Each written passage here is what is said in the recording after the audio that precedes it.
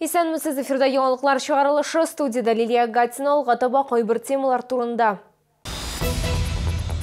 Ярдәм итегез, 2.09 йорты яшәүчеләре тышканнарга зарлана. Ни өчен идрәче компания бернинди чараларда күрми. Даруларны өйгә, коронавирус булган кешеләргә ярдәм итәргә волонтерлар COVID-19 диагнозы куелган шауларга ярдәм күрсәтүләрен дәвам итә. Яңа ел узды, балаларның хыяллары тормышка ашуын дәвам итә. Шаулы укучысының теләген Россия Дәүләт Думасы депутаты Әлфия Кагудина үтәде.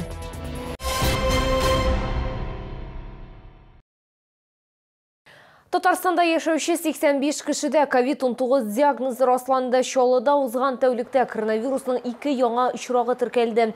Бу соңгы тәүлек эчендәге мәгълүматларны Республика оператив штабы хәбәр итте. Шулай итеп, 3 февраль көне Татарстан буенча коронавирус белән авыруның барлыгы 16302 очрагы теркәлде. Аларның 12812се терелгән, 92се узган тәүлектә.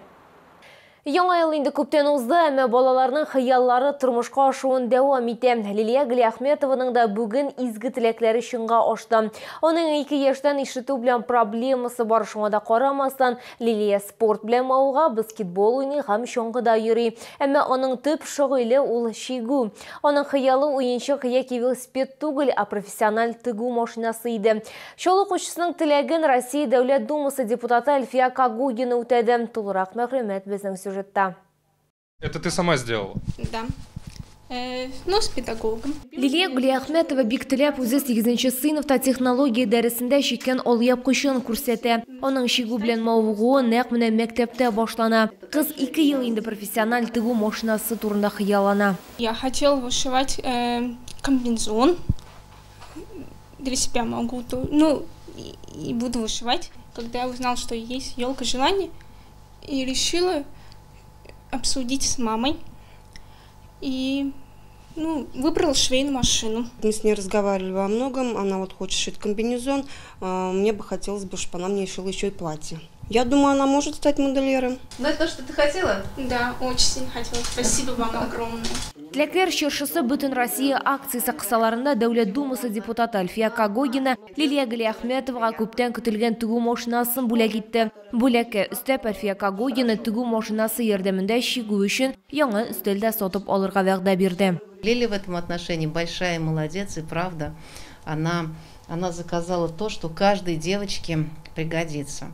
Лилия научится шить, вышивать. Своим будущим детям она будет шить красивые наряды. Это будет так здорово. Ее дочери будут гордиться, что ходят, щеголяют в платьишках, которые им сшила мама. Возможно, у Лили проснется талант и модельера. Теләкләр чыршысы Бөтен Россия акциясы инде 1 ел гына узмый. Бу вакыт эчендә ил буенча 8000гә якын бала үзенең изге теләкләренә ирешкән. Әлфия Кагудина бәхетле балалар тагы да күбрәк булсын өчен күп көч куячагын белдерде. Лилия Гатина, Константин Величко, Сергей Вильданов, яңалыклар. Даруларны өйгә. Волонтерлар COVID-19 диагнозы куелган шауларга ярдәм күрсәтүләрен дәвам итә. Гыйнвар аенда гына да 400 кеше җиңү волонтерлары оешмасыннан медикаментлар алды. Бүген безнең тышру төркеме ирекле ярдәмчеләр белән бергә чакыруларга чыкты. Алиса Ерхатовның үпкәсе 20%-ка зыян күргән. Братна Олег шәһәрдәшебез COVID-19-га шикләнеп шифаханәгә мөрәҗәгать иткән. Я позвонила дежурному. Ну, как не дежурному, в регистратуру. Мне сказали приходить к дежурному. Я пришла, она тут же меня послушала, отправила на КТ в 109. Там все подтвердилось. И они как бы сказали, что в понедельник я уже получу лекарства. Лекарства дорогие в наше время. Как бы я считаю, что эта помощь нужна. Волонтерлар ширнен кимеун билгеләп үтә, даруларны алып кайтуга заказлар көннән-көн кими бара. Выезжаем мы, именно нашей организации, получается 2 раза в неделю, но ежедневно развозятся лекарства жителям нашего города, поэтому они обеспечены абсолютно всем. И мне кажется, у нас нет жителей, которые в чем-то нуждаются. Шәһәр халкы арасында аеруча вируска каршы даруларга ихтыяҗы зур. Һәм волонтерлар билгеләп үткәнчә ешрак ярдәм сорап урта яшьтәге кешеләр мөрәҗәгать итә. Оешма хезмәткәрләре моны актив тормыш рәвеше һәм куркынычсызлык кагыйдәләрен үтәмәү белән бәйли. Для меня важно, во-первых, убедиться, что больные, которые болеют коронавирусом, те, которые имеют подозрение на коронавирус, они имеют возможность сидеть дома, лечиться, а все лекарства им будут бесплатно доставлены. Доставки, конечно, помогают волонтеры, им за это большое спасибо и низкий поклон, и помочь им – это просто вот зов сердца. Гыйнвар айында иләргә дарулар белән 400 пакет җибәрелгән. Волонтерлар авырлар саны кимүенә һәм дарулар салынган пакетлар саны да 2 тапкырга кимиячәгенә өметләнә. Лилия Гатина, Диана Малярова, Айдар Мусин, яңалыклар. Ярдәм итегез безгә тышканнар һөҗүм итә. Шундый шикаят белән безнең редакциягә 5209 йортының 3-нче подъездында яшәүчеләр мөрәҗәгать итте. Шәһәрдәшләрнең сүзләренә караганда, мөмкин булган барлык инстанцияләргә берничә тапкыр мөрәҗәгать итсәләр дә проблема хәл ителми. Халык тышканнар исә аңкыган лифт кабинасына кереп булмый дип зарлана. Чалалар үз сәламәтлеге өчен борчыла. Чөнки кимерүчеләр куркыныч инфекцияләрне таратучылар да булырга мөмкин. Әлеге йортта яшәүчеләр белән безнең төшү учрашта. Людям неприятно заходить каждый раз в лифт и дышать мышиными экскрементами. Тышканнар подъездга һөҗүм итә дип белдерде. Биредә яшәүчеләр алар кимерүчеләрне баскычларда беренче тапкыр гына очратмый. Здесь бегают мыши. У меня дочка: мама, я сегодня мышь видела. Но в летнее время мы вот вышли гулять с моим ребенком и сели на лавочку. Из-под лавочки и окошек подвальных просто валят мыши. Я просто от страха, я думаю, господи, нападение что ли какое-то. Кимерүчеләр белән мустакил рәвештә көрәшеп булмый. Әйдрәши компания күп санлы мөрәҗәгать итүләренә нәтиҗәсе юк. Про ЖКХ писали, звонили, и соседи тоже ходили в ЖЭК, жаловались. В лифтерскую ЖЭК отправляет службе по обслуживанию лифтов и наоборот. Лифтер отправляет в ЖЭК друг друга. Нет, ничего нет. Вообще везде все тишина. Свидетелей очень много. Вот, мыши они есть, имеют место быть.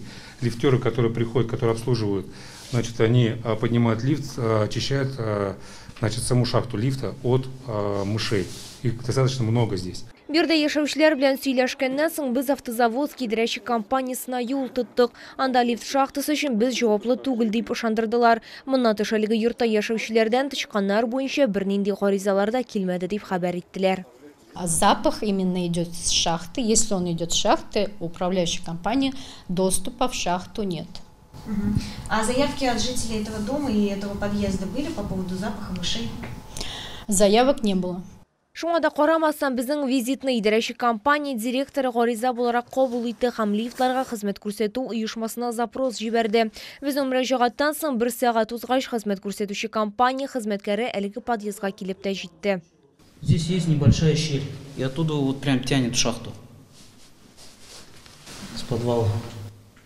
Стоит запах, оттуда выйдет. Так у нас, в принципе, здесь всегда чисто. Техосмотр бывает раз в месяц, последний раз был 14 января. С 14 января здесь все чисто, никаких мышей нет у нас.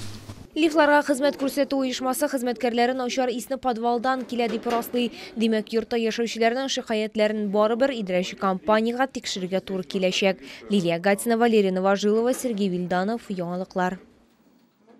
Чаллыда быел барлыкка киләчәк яңа балалар бакчалары электрон балалар бакчасы автоматлаштырылган мәгълүмат системасына кертелде. Бу хакта Мәгариф һәм яшьләр белән эшләү идарәсе башлыгы Рөстәм Хуҗин хәбәр итте. Быел Чаллыда 3 балалар бакчасы төзелә. Притяжение торак районында 85-нче, Прибрежный торак районының 34-нче микрорайонда, 130-нче, Яшьлек торак районының 63-нче микрорайонда 131-нче номерлы балалар бакчалары совка басачак. 2021 елда мәктәпкәчә белем бирү учреждениеларын комплектлауга дәтәгечә 1 апрельдә башланачак.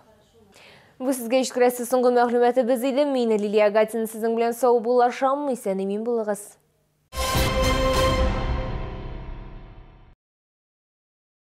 С 28 января по 7 февраля. Экспокама. Продажа алтайского меда. При покупке 3 килограммов меда, 1 килограмм цветочного меда в подарок. 3 литра цветочного меда, 1000 рублей.